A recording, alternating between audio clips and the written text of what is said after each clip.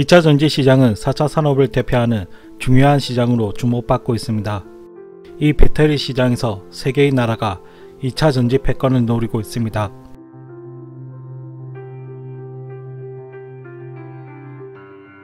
일본은 배터리에 있어서 원천 기술이 뛰어납니다. 리튬이온 전지로 노벨 수상자를 배출하기도 했습니다. 그래서 2000년대까지만 하더라도 일본 배터리 업체들은 세계 배터리 시장 패권을 쥐고 있었습니다. 하지만 최근에는 일본 업계에선 전기 산업의 중심축이 한국과 중국으로 이동했다며 우려를 표하고 있습니다.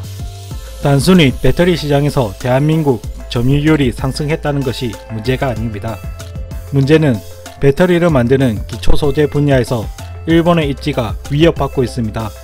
이번 무역 분쟁에서 일본은 반도체 생산의 필수 소재인 불화수소로 한국 반도체 산업에 압박을 가했습니다. 일본에서 반도체 완제품을 만들지 않지만 기초 소재에 관한 원천 기술이 뛰어나서 한국이 이를 대부분 수입해 일본 반도체 관련 기술이 지속될 수 있었습니다.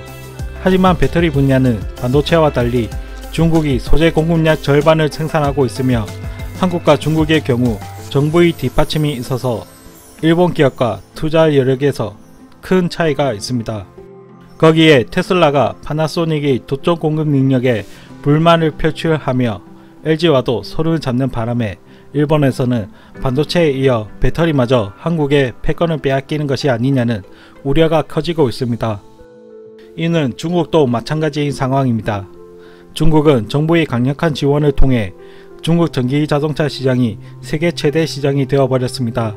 그에 따라 중국 배터리 산업도 빠른 성장을 이루어냈죠. 그런데 여기서 중국은 자국 기업에게만 보조금을 주고 한국을 포함한 외국 기업에겐 보조금 지원 혜택을 안 주었습니다.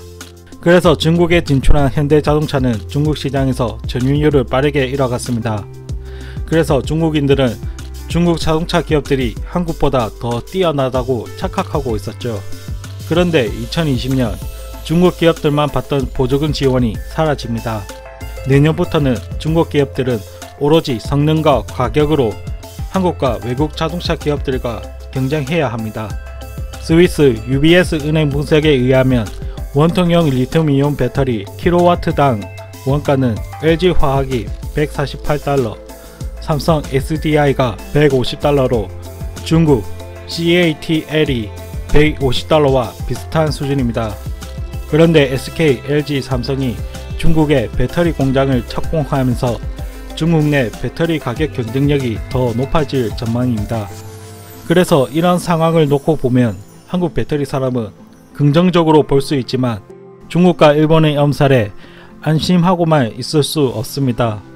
일본의 경우 배터리 안전에 관한 기술을 강조하면서 TDK는 배터리 안전성 개선에 5년간 약 2조 9천억 원을 투자했고 히타치는 전기차용 전지 이물질 해석 장치를 개발하며 자신들만의 배터리 경쟁력을 확보하고 있습니다.